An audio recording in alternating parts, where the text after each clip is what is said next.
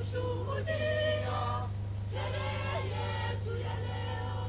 Hongera, hongera, hongera, leo ni shangwe. Hongera wageni wetu wakuja kushuhudia sherehe yetu ya leo. Hongera tena, hongera. Na tuwapigie tena makofi mazuri na tuweze kuondoka na hapa. Andrew Pokot pia mgeni wetu wa heshima. Tuko pia na anagai tutumbuiza ambaye ni Andrew Pokot. Karibu sana kwa njia iliyo sawa. DJ Eli, the gospel spin.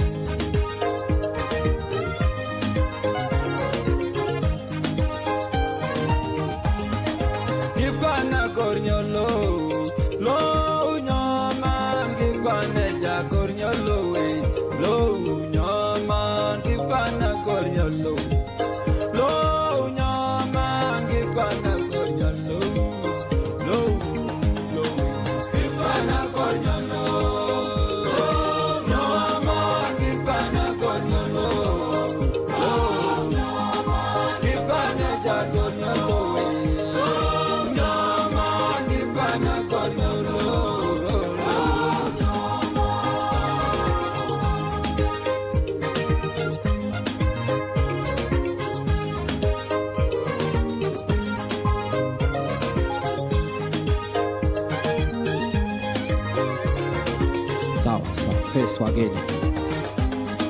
Kipane jagornyolo we, lo nyama kipane jagornyolo we, lo kipane jagorononi, lo nyama kipane jagornyolo we, lo kipane kornyolo. Tuwapige makofi nzuri. Asante sana DJ, asante.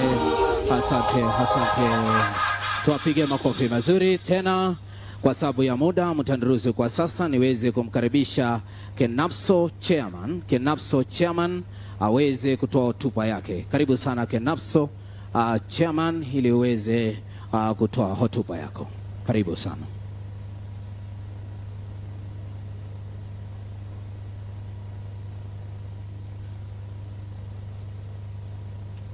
The Prime Cabinet Secretary and CS for Foreign Affairs, Dr. Musalia Mudavadi, religious leaders present, Governor Sang, the Principal Secretary State Department of Tibet, all the dignitaries present, and my fellow students. Today, we gather here reinforcing the words of an African icon, Nelson Mandela, who observed that education is the greatest equalizer. Allow me now to recognize the presence of my counterparts, the President Oleso's National Polytechnic and the Deputy President Oleso's National Polytechnic.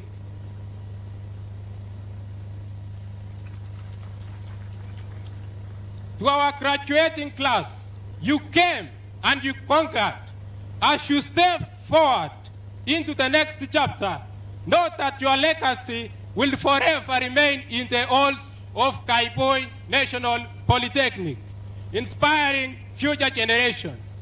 You have set a high bar, and we, the continuing students, will carry it with pride. We wish you success and fulfillment in all your future endeavors, confident that you will continue to conquer the world, just as you have done here. Congratulations.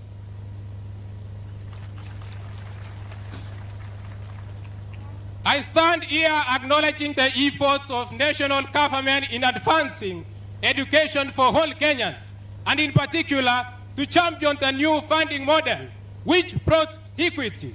My personal experience with the new funding model is that it has reduced my financial burden of completing fees, having in fact been placed and commissioned our school to a status of a national polytechnic. To our chief guest, Dr. Musalia Mudavadi, we thank you for accepting to grace this graduation ceremony. Your presence, by extension, is a reflection of the caring character of President William Ruto. In saying so, I could not agree more with the words of the 16th President of the United States of America, Abraham Lincoln, who stated that nearly all men can stand adversity. But if you want to test a man's character, give him power. As a representative of the students of this institution, we promise to utilize the resources provided by the government to achieve our full academic potential, which will directly contribute to constructive governance. Thank you so much for listening to me, and may God bless Kaiboi National Polytechnic. Mpigie tena makofi mazuri anapoondoka. Na hivyo basi, nafasi iliyokuwa sasa, mgeni wa heshima, utaniruhusu kwa sasa niweze kumkaribisha mwalimu mkuu taasisi ya kitaifa ya Kaiboi, ili pia aweze kuzungumza na sisi. Karibu sana.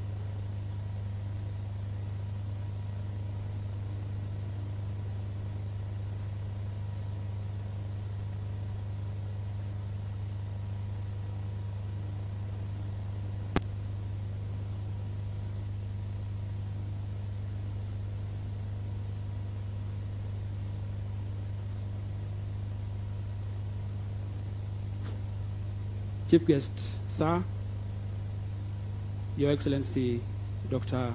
Musalia Mudavadi, our Principal Secretary, State Department for TVET, Dr. Esther Moria, Your Excellency the Governor, Nandi County, Stephen Sang, Excellency the Deputy Governor, Dr. Yulita Mitei, all members of Parliament here present, ably represented and hosted by our senior constituency official representing the area member of Parliament, Nimrod Malel, our county commissioner, our council chairman, and members, directors present, my colleague, college and Polytechnic principals, our staff and students, ladies and gentlemen. Good morning. Good morning again. I would like to take this early opportunity to welcome us all to this auspicious ceremony. As Kaiboi National Polytechnic, we are so honored and so humbled and so happy that you could find time to join us. Before I continue, I would like to recognize the distinguished presence of our staff who have done a tremendous job. Our staff, kindly just be upstanding and wave to our chief guest. Asante sana. I would also want to recognize the distinguished presence of my colleague principals. I know they have come in numbers, and directors and company CEOs, and even the CEO, Kenya School of TVET, CEOs here present, kindly stand. Let us wave to the chief guest. Asante sana. I would wish to call Dr. Charles, kindly. You could come and say a word on behalf of our colleagues. Welcome, Dr.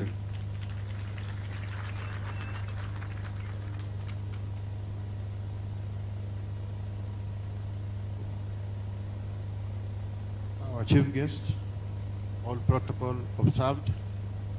On behalf of the Kenya Association of Technical Training Institutions, where I serve as the National Vice Chair, we want to congratulate Kaiboi National Polytechnic on this inaugural graduation ceremony.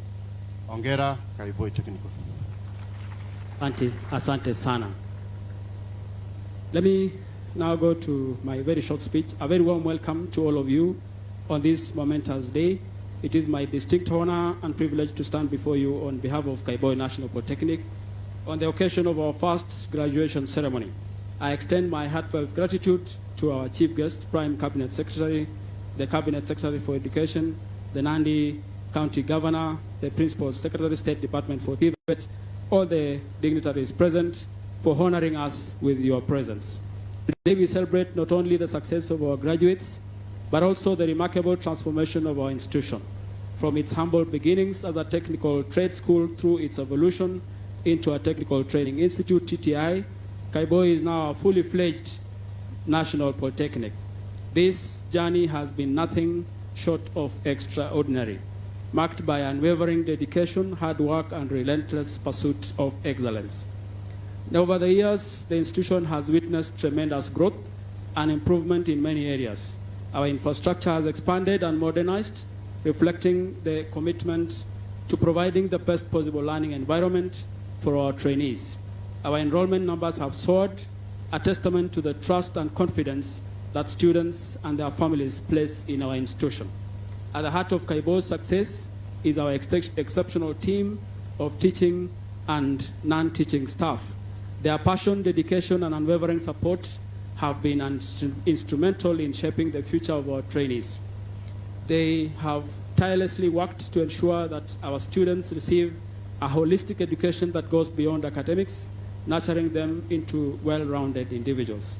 Our trainees have consistently demonstrated discipline, hard work, and commitment to excellence. Their performance, both academically and co-curricular activities, has been outstanding. They have not only met but exceeded expectations of the job market, earning accolades and respect from employers. We are proud to embrace competency-based education on training CBET, ensuring that our trainees acquire practical skills that are relevant to the demand of the industry. Our dual training programs further strengthen skills acquisition, providing our trainees with hands-on experience and a competitive edge. Kaiboi National Polytechnic has also established itself as an ICT hub in the region, thanks to the Jitume initiative. We are at the forefront of technology and innovation, equipping our trainees with digital skills needed to thrive in the modern world. In a special way, a very special way, I would like to extend our heartfelt appreciation to both the county government and the national government for their unwavering support and commitment to our institution. Financial assistance and various forms of support you have provided directly and indirectly have played a crucial role in the growth and development. Your investments in infrastructure, equipment, and educational resources have enabled us to offer high-quality learning environment for our trainees. We are particularly grateful for the continuous efforts to enhance our TVET programs through policy initiatives, industry partnerships, and capacity building programs. These initiatives have greatly contributed to the success of our institution and empowerment of our trainees. We look forward to continuing our collaboration with the county and national government as we strive to provide the best possible education and training of our young people. Together we can achieve our shared vision of a prosperous and skilled workforce that drives our nation's development. To our graduates, remember this is just but the beginning of your journey. Continue to strive for excellence, uphold the values of skills and you have acquired here, and make positive impact in your communities and beyond. When you joined Kaiboi National Poly, you were most probably young and naive and impulsive, but now you are grown and skilled. You must now heal from any false identity or miasma of deceit. Your trade at Kaiboi must have helped you to discover who you are and the natural resources you possess like talents and passions. Now you must redesign your ideal life and develop a pathway of achieving it. You are indeed graduating today. The world of industry awaits you. Mentally and skillfully take control of your life, while at it, exercise a lot of patience, because things that last don't come easy, while things that come easy don't last. Thank you all for being part of this incredible journey. Together we will continue to build on our legacy and reach new heights. As we celebrate the achievements of our graduates, Today, we look forward to a future filled with even greater accomplishments. Congratulations to the class of 2025, and may your future be bright and prosperous. Asanteni sana. It is my humble duty now to welcome our Chairman Council, Dr. Sang. Kindly, Daktari.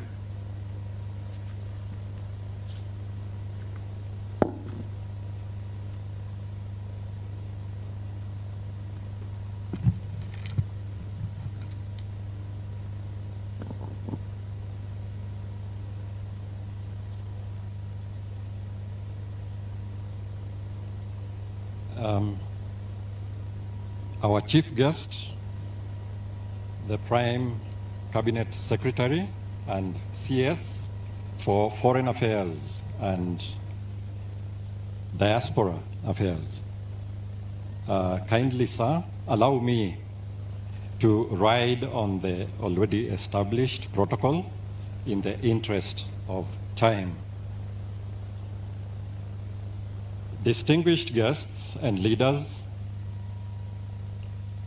government officials, esteemed colleagues, and fellow council directors, graduates, families, and friends, ladies and gentlemen, it is with great pleasure that I welcome you all to this first graduation of Kaiboi National Polytechnic. Today is a momentous occasion which is marked by this celebration of the accomplishments of our graduates. First and foremost, I would like to acknowledge and extend our heartfelt gratitude to our chief guest, the Prime Cabinet Secretary, Dr. Musalia Mudavadi, the Governor of Nandi County, Governor Stevenson, and all the distinguished guests and dignitaries who have managed to grace this great occasion in our academic calendar.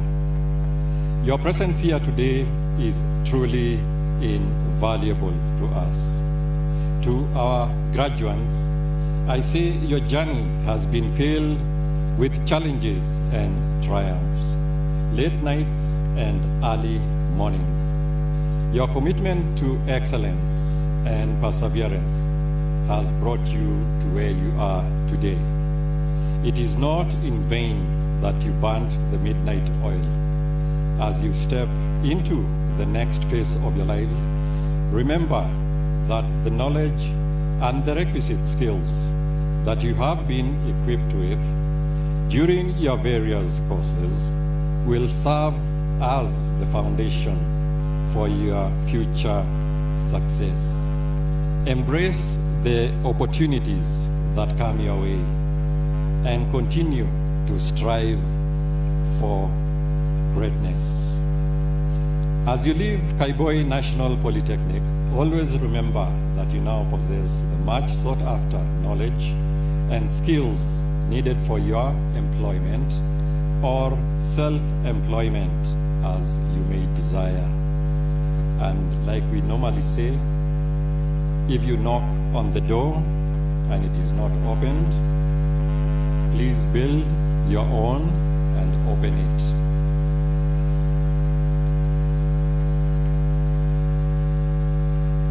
On behalf of this prestigious National Polytechnic, I would like to express our sincere appreciation to both the national and county governments for the unwavering support that you have always given to us whenever we call on you for any form of assistance.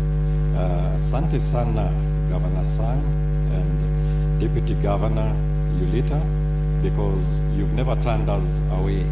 You are always very welcoming and very generous. Your contributions have been instrumental in our journey towards excellence. I am happy to inform you all that as an institution, we have a very committed council which has enabled us to position ourselves. Towards this end, we are proud that we are going to launch our strategic plan for the period 2025 to 2029 today. And this will serve as a guide and will also chart out our path that we will take in achieving our aspirations.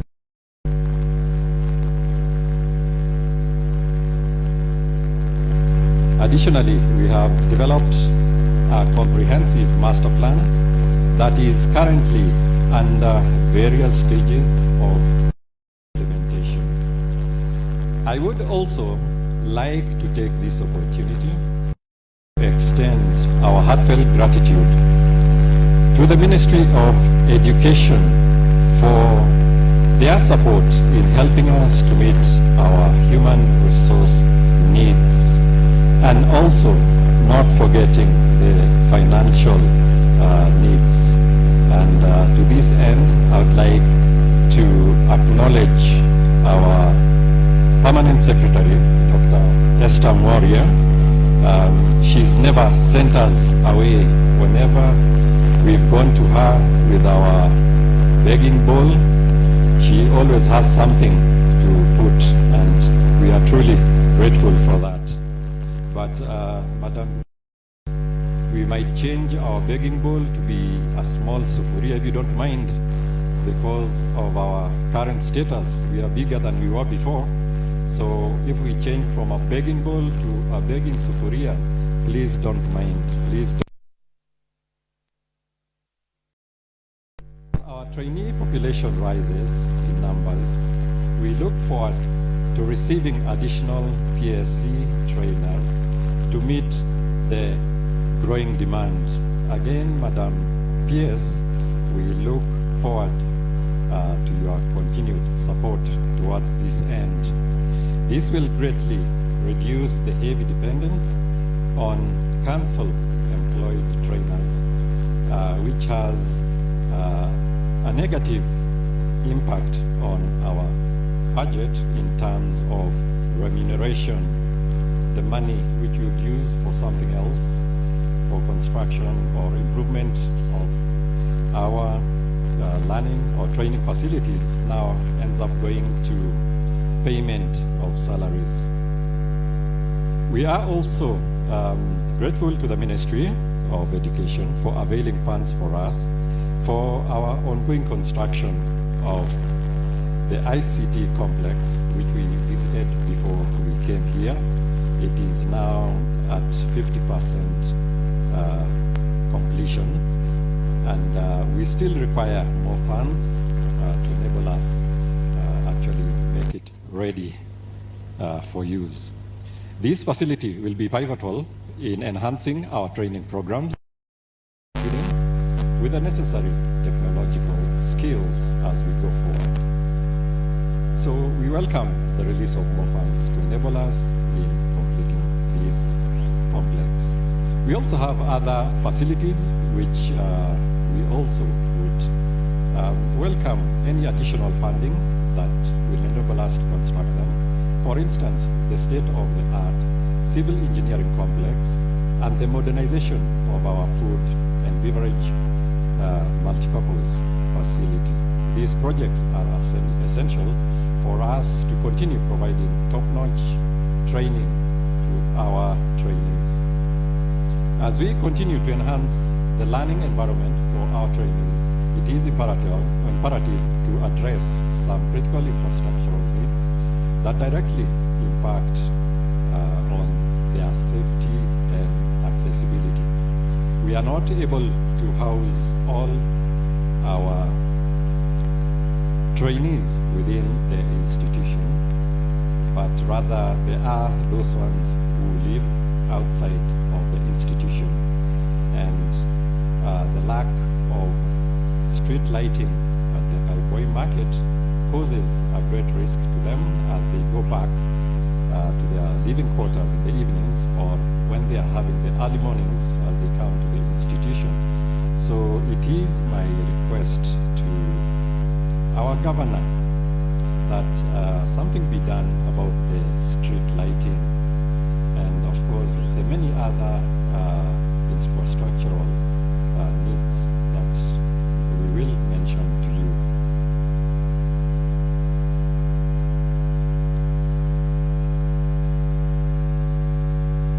Okay, allow me to redact my speech in the interest of time. So I get to that point where I say to our graduates, I say congratulations, hongera kwenyu.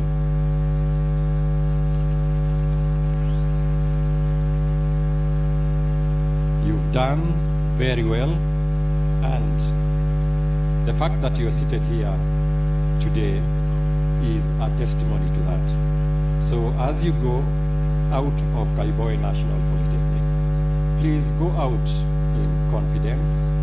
You are well equipped and you are ready to face the world. It may be difficult at times, but please know that even Rome was not built in a day. And whenever you encounter those challenges, kindly remember that kusumbuka ni kwa muda tu. It doesn't last a lifetime. So whatever you encounter, whatever difficulty, continue working and keeping hope. You will get there eventually. And if the worst comes to the worst, remember what I said. If you keep doors and those doors don't open, build your own and open it. You are equipped for that. Asanteni sana. Thank you all, and may God bless you abundantly. As you go, please remember, you will make our references. Tell them there is no other national polytechnic but Kaiboi National Polytechnic. Thank you.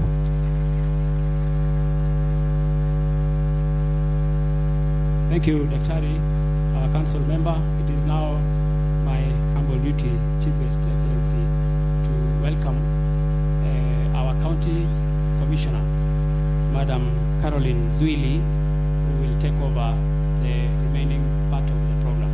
Welcome, Madam County Commissioner.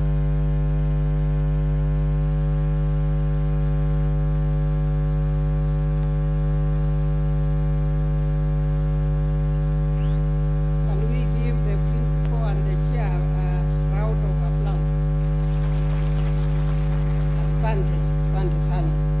Our chief guest, who is the Prime Cabinet Secretary and the Cabinet Secretary for Foreign Affairs and Diaspora Affairs, His Excellency Dr. Musalia Mudavadi, the Principal Secretary, State Department for Tibet, the Governor, Nandi County, His Excellency Stephen Sang, the members of National Assembly present, members of the County Assembly, the council, the principal, graduates, parents, invited guests, ladies and gentlemen, good afternoon. Let me take this opportunity, Your Excellency, to welcome you to the county. You are coming in the heels of His Excellency, the Deputy President, who visited a few weeks ago to preside over a similar function in Olesos National Polytechnic. And I think this shows that the government is committed in the support of education matters. I'll join you, Your Excellency, in congratulating the graduates. I know that it's not easy. Mumepitia mengi, si ni kweli? Kuamka mapema, you don't want to let yourself down, you don't want to let your parents down. So kazi mzuri, congratulations. All what we can do is to wish you well and pray that as you move in the next chapter of your life,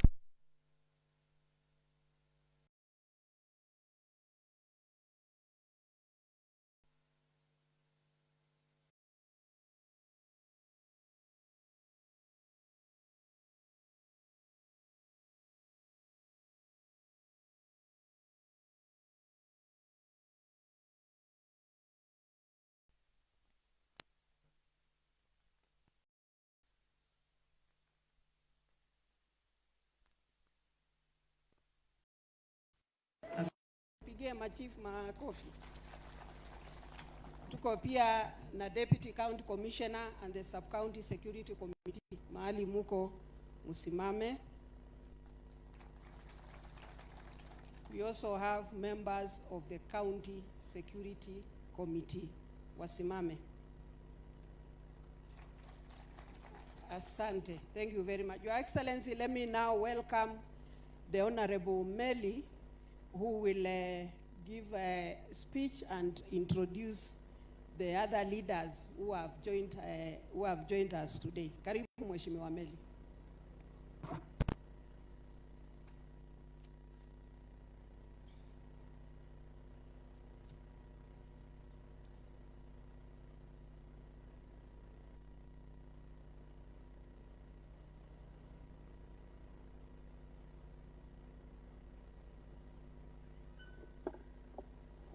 Our Chief Guest, Our Excellency Prime Cabinet Secretary, Dr. Musalia Mudavadi, the Principal of the College, the Chairman of the Governing Council of Kaiboi National Polytechnic, our Principal Secretary, Madam Esther Moria, all protocol observed. Good afternoon. May I take this time, our Prime Cabinet Secretary, to congratulate the candidates or the graduates, their families, their parents, for this very, very fast graduation ceremony for Kaiboi National Polytechnic. This is a very good day for all of us as a county leadership led by our governor and all the county leaders seated here today. And we want to thank you, Prime Cabinet Secretary, for accepting to come and grace this being the first graduation ceremony for this National Polytechnic. Without much ado, I know we are actually back on time.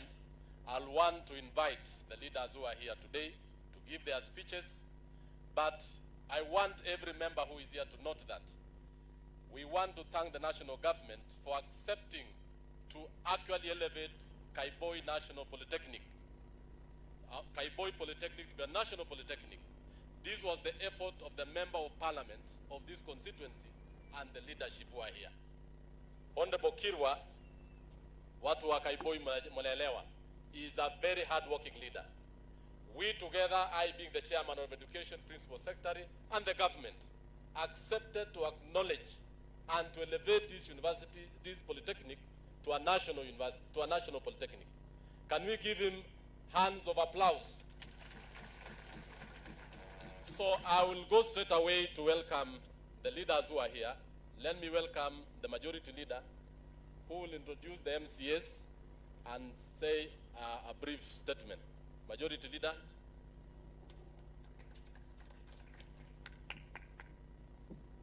Asante sana Mheshimiwa Meli.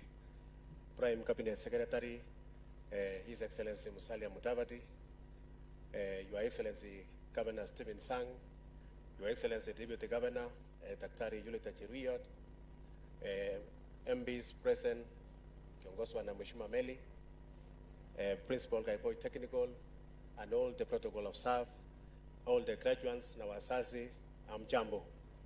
Bwana Yesu asifiwe. First of all, I want to congratulate the graduates of the day. Nasema pongezi sana. Pongezi for your hard work. Umejikaza. That's why today we are here. We want to wish you well as you move ahead to go and look for employment, to go and work in various places. We want to wish you well and pray for you so that you can get a place. Your Excellency Musalia Mudavadi, we want to thank you, asante sana, for gracing this occasion. It is an honor. It is a great honor to us, people of here Mosof, Kabiet. We want to thank you, asante sana, Your Excellency Mudavadi. Ya mwisho, I want to introduce the other members of the County Assembly, and I think we are here, led by, I think we have Honorable Ezra Rotich, my colleague MCA, who is also the chairman for held in our County Assembly. Some of the other MCS are on the way. I think they are around. Former MCS, if they are around, yeah, I think pia wako na graduates. Asante sana. Thank you so much. And Musalia Mudavadi, tumeona kazi hapa imefanyika mzuri. Tunakusihi kabisa kwa heshima, and we want to thank our president for elevating this institution to be a national polytechnic. Tunashukuru sana. And Your Excellency Mudavadi, siku ile wewe ni mtu wa hardware. Hardware ile ulifanya siku ile. Fanya hardware, hiyo buildings yote ikamilike, hao watu wafaidike. Asanteni sana na Mungu abariki. Thank you so much. Makofi kwa majority leader. Thank you so much. Watu wa Mosop, mnajua ya kwamba your constituency is running very well. I know your leader is indisposed, but he's very fine. I was in the US, you must have seen photographs. Na anafanya vizuri sana. Lakini every other time za zile kazi inaendelea, tuko na Bwana Nimrod Malel kutoka ofisi yake. Nataka yeye aongee ili awaeleze mambo ambayo yanaendelea katika ofisi ya member of parliament Mosop. Karibu Nimrod Malel.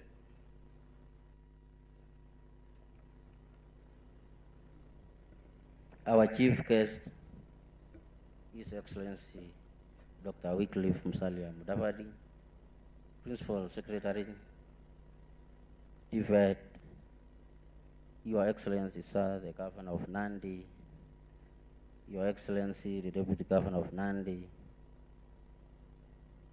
members of Parliament present,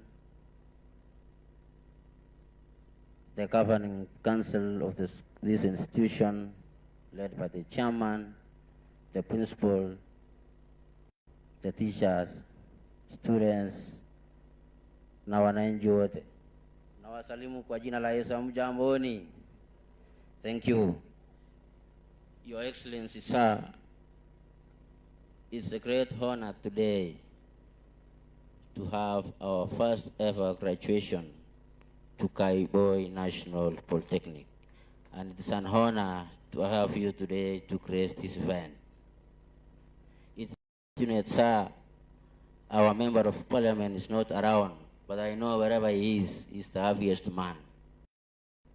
He has really longed to see this, but because we are here to represent him, we have to thank you on his behalf and thank everybody who has walked this journey to ensure that Kaiboi is a national school. Your Excellency, allow me to thank the school for what it's doing in mothers' education. Kaiboi National School is a backbone of in Mosop. We have invested a lot of resources in this school, and we endeavor to do so even more. As we speak, Your Excellency, we have a number of graduates here who are beneficiaries of CDF bursaries and scholarships, and we endeavor to continue the same. We have a program we have discussed with the school principal, Your Excellency, and in this coming May, we are going to enroll more than 200 students, having been sponsored by the Mosop CDF bursary kit. I want to thank the leaders from around, led by the governor and area members of parliament from Nandi, for the support they've given us and this institution. This school has grown the economy of Kaiboi Center by far, and it is the reason why we got a modern market from the national government. The school has grown the businesses around, and it is one of the most important schools we have in Mosop, and we are happy to be part of this school. Your Excellency, I want to make some few requests on behalf of Mheshimiwa Kilwa. Number one, Your Excellency, is a request that we have made to the Ministry of Roads to ensure that we tarmac the road from Chepkober to Kaiboi Center, around 17 kilometers, Your Excellency. And we are grateful for the tarmac road we have gotten around 76 kilometers, that the contractor is already on site, beginning from Musalia to Kaiboi, to Jepteroi, towards Kapkatembu, and all the way through Kamasai to Jimoi. We want to say thank you and pass our gratitude to His Excellency the President. It's a request you gave us when you visited Nandi, and for sure we have seen it come through. Your Excellency, I want also to request through your office, Your Excellency, we have made a request of connecting our people to power. As we speak, Your Excellency, in Masop, we have only 22% of our residents having electricity. The rest 78% hawana stima. Tunaomba sana, Your Excellency, tuweze kuwapea stima hawa watu. It's the biggest thing they have been requesting. Kila kona tukienda Masop. Najua kuna hiyo program na naomba sana iweze kufanyika mwaka huu. Sitaki kusema mengi, Your Excellency. Yangu tena ilikuwa furaha siku ya leo, na kwa niaba ya Mheshimiwa Kirwa tunasema asante sana kwa kuja Masop, na karibu tena siku nyingine. Mwisho kabisa niruhusu niwape shukrani, congratulations kwa wale ambao wamegraduate siku ya leo, na naomba ya kwamba mnapotoka Kaiboi muendelee kuongeza masomo. Tunajua mambo ya kupata kazi Kenya hii imekuwa ngumu, lakini ninyi mko na bahati. Uko na serikali hapa leo. I want to request Your Excellency that through your office, if we can employ at least 50 of them. Sema tu neno moja na roho yetu itapona. Asante sana, Your Excellency. Mpige makofi kijana Malela ambaye ni manager wa Constituency manager. Our chief guest, we have former leaders of this county who are here. Let me recognize them. Mr. David Koech, who is currently the council member, University of Eldoret, is there. Asante sana mheshimiwa. Any other former? So asante kwa kufika hapa. Now I want to invite the member of Nandi Hills, Honorable Kitur, to also address the gathering. Karibu mheshimiwa. Thank you very much, Honorable Julius Melly. The Prime Cabinet Secretary, Dr. Musalia Mudavadi, the PS, the Governor of Nandi, fellow colleagues, graduates, ladies and gentlemen, good afternoon. Bwana Yesu asifiwe. First of all, allow me on behalf of the people of Nandi Hills constituency and on my own behalf to congratulate the graduates, the first graduates of Kaiboi National Polytechnic. Congratulations, great young people. Secondly, is to also congratulate the staff, principal and the staff, as well as the parents who've done great work to have been able to bring the best of the class that is now graduating today. Our chief guest today, I will be very brief because of the interest of time. I want to mention that I've seen you a couple of times, Prime Cabinet Secretary, visit Masop constituency a couple of times. Indeed, you've been a great friend, and you're finding time in your extremely busy schedule to be here is something we take with great pride as leaders of Nandi. Secondly, is to also let all of us that are here to know that when we came into leadership, we chose that we will walk and speak one voice as the leaders of Nandi.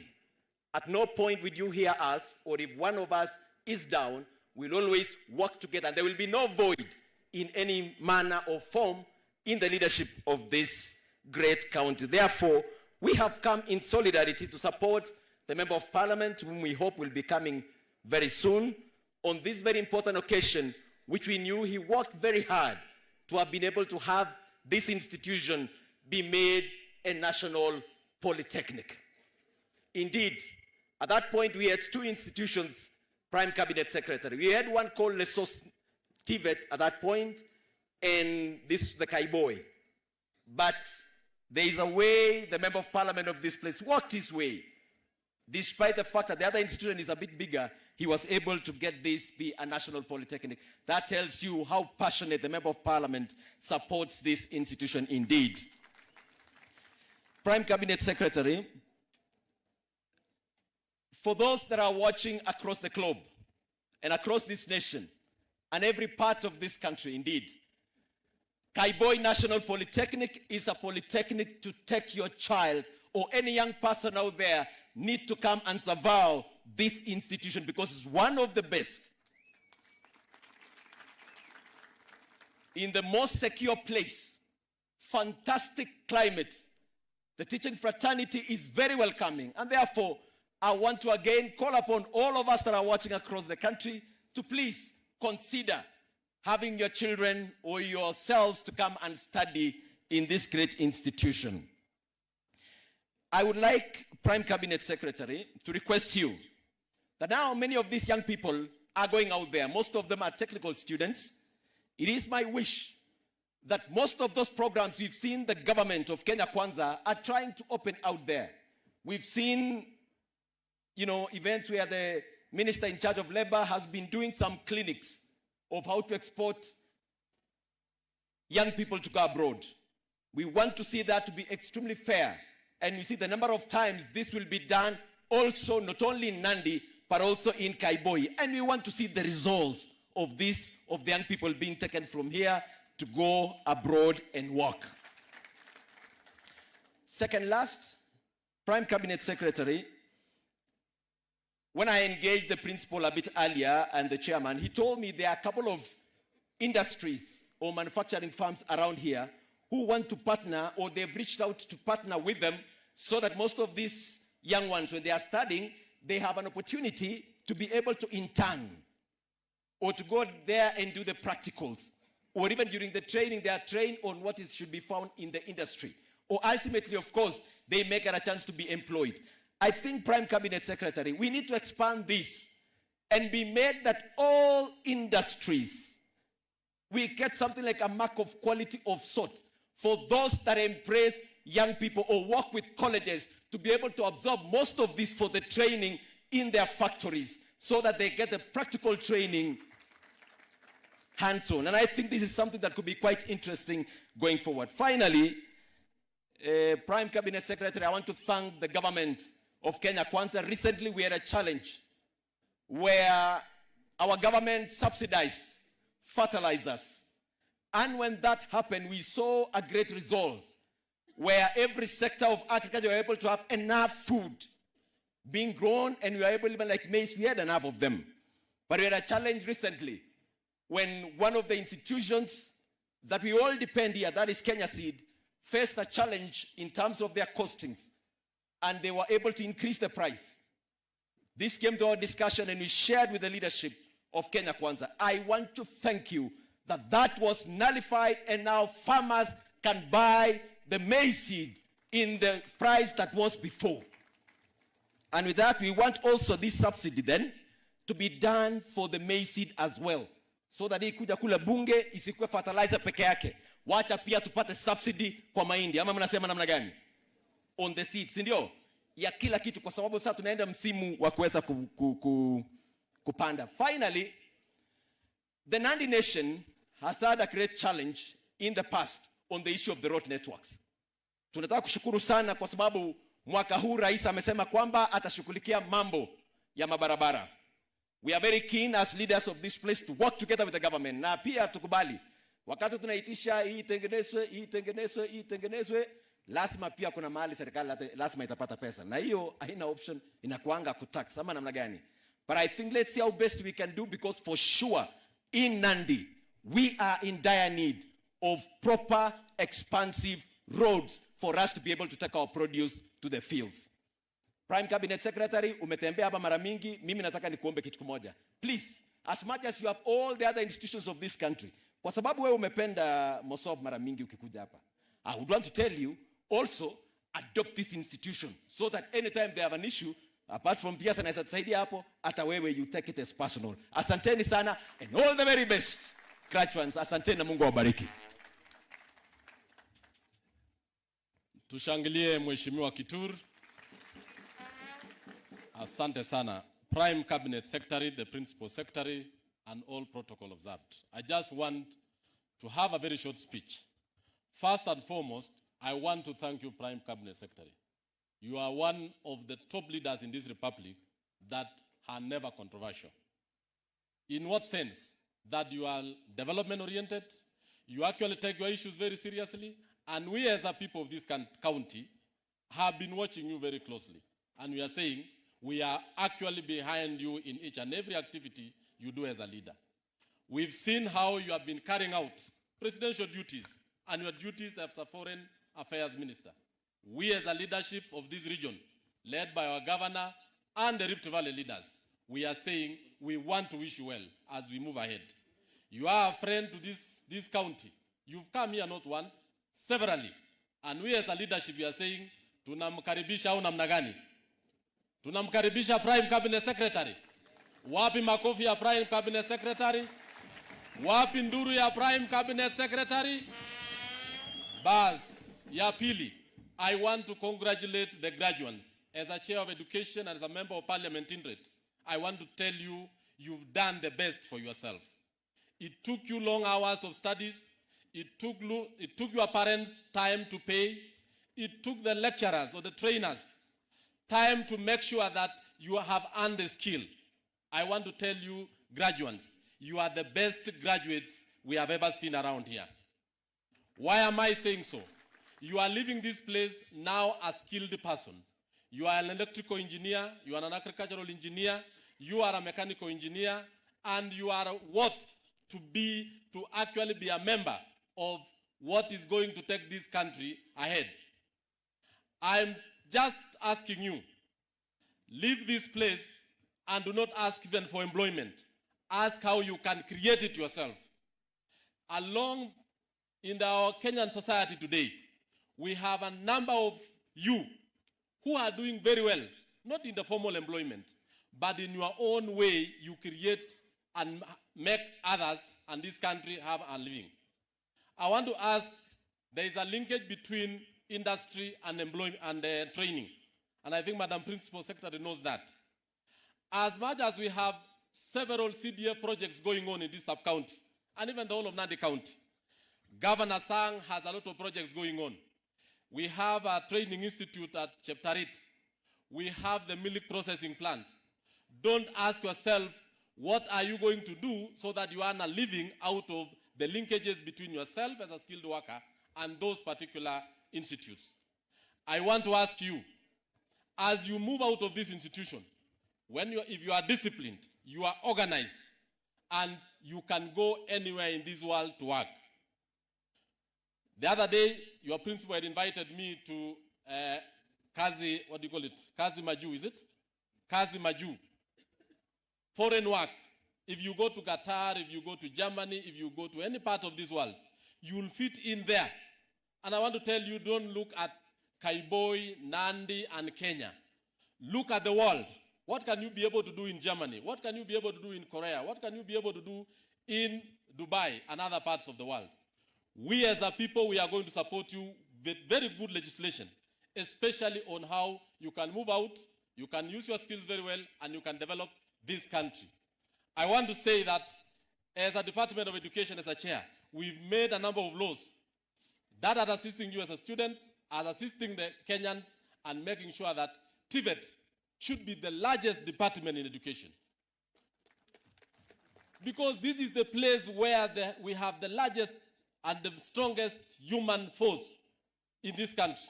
And you'll be able to produce and give this country a lot of money as a people. Lastly, as I told you earlier on, I went to the United States a few weeks ago. And I met your member of parliament. He's very robust. He's gained health. He's doing very well. Most of you must have seen the photos in the social media. I did that because I want to tell you that he's doing well. He's recuperating very well. And most of the projects that are here today, we stand here today because of the work of Honorable Kirwa. He fought for this institution to be a national polytechnic. Can you give him applause, please? The member of the constituency manager has just indicated the number of road projects, the number of CDF projects going on. That means you have no vacuum in this constituency. You have no problem at all. He every other time consults with his constituency office, and as a leadership of the county led by the governor and ourselves, will step in any other time that he requires us to. Like this graduation ceremony. That's why we are all here together.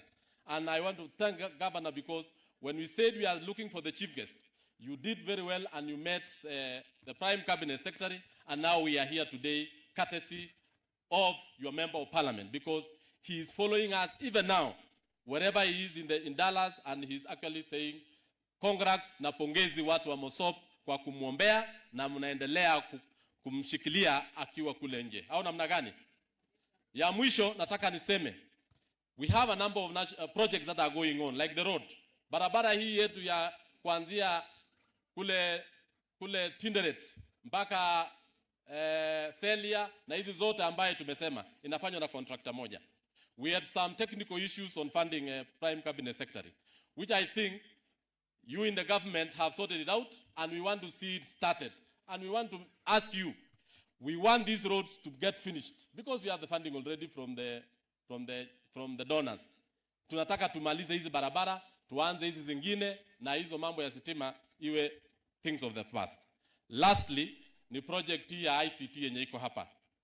I know the supplementary budget is around the corner, and I want to ask Principal Secretary, let us finish that ICT so that next time when we are coming here, we are inspecting a different project. Au namna gani? And you being the AIE holder, and you know we make budget in the National Assembly, just propose, we give resources, I think they are about 50%, about 50 million shillings, tumalize hiyo ICT, wanafunzi waingie, alafu tupate pesa mfukoni. Au namna gani? Tuko sawa?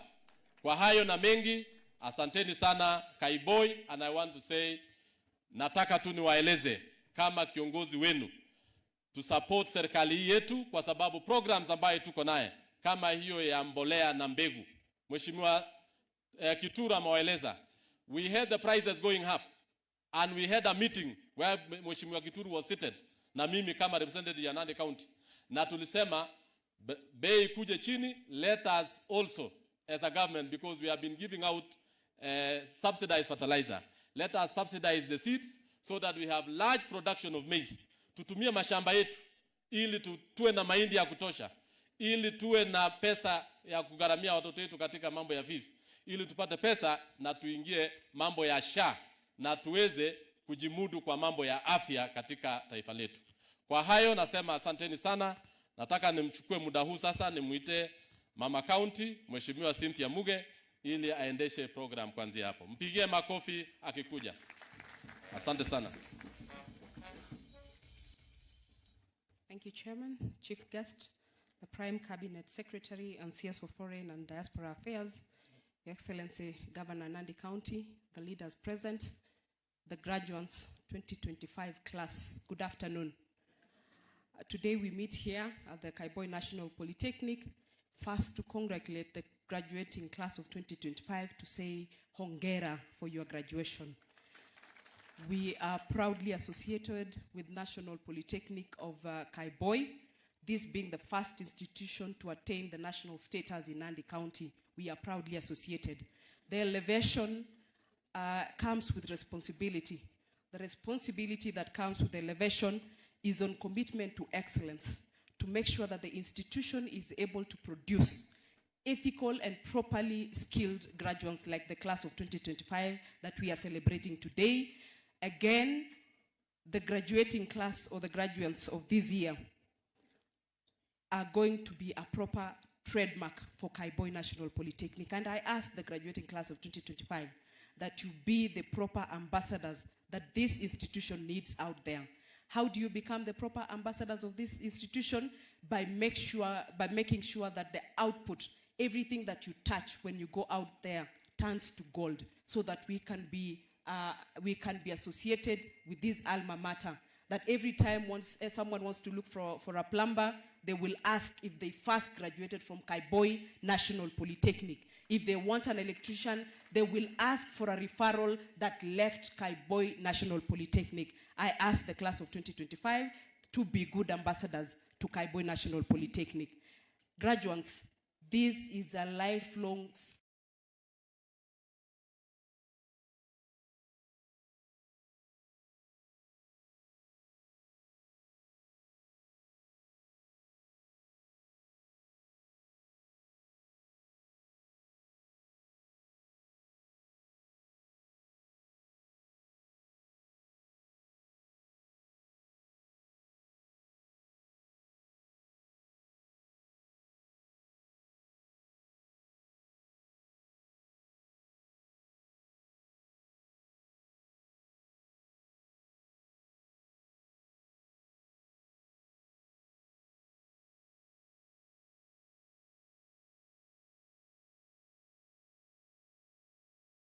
skill gaining. The world is